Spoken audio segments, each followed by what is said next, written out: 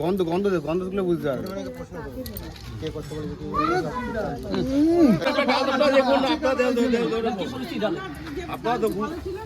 রান্না করে খাইছে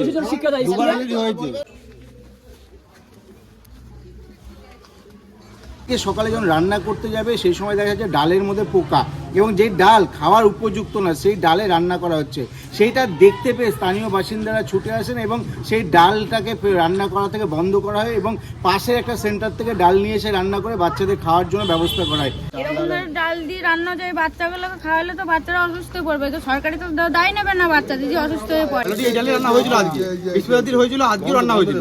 সেই রান্নাটা কি করা হলো? ফেলে দাও, রান্নাটা ফেলে দেওয়া হলো। ডালটা নির্মমত ডাল দিয়েছে, ডালটা দুর্গন্ধ পড়ে গেছে, এটা পশু খাওয়ার যোগ্য না। হ্যাঁ, ডাল নষ্ট হয়ে দেখতে পাচ্ছেন না, নষ্ট হয়ে আপনার মানে জঘন্য, এটা কেউ খেতেই পারবে না, খাওয়া যাবে না, এটা খাওয়ার মতো না। এখানে একটা স্কুলে মিড ডে মিলের যে ডাল দেওয়া হচ্ছে সেই ডালটা অতীব নিম্নমানের। এই ডাল মানুষের খাওয়ার কেন কোনো পশু পাখিতে খাওয়ারও যোগ্য না। আমি ওখানে গিয়েছি এবং ডালটা আমি নিজের চোখে নিজে হাতে নিয়ে দেখলাম, ডালে পুরো পোকা ধরে গেছিল।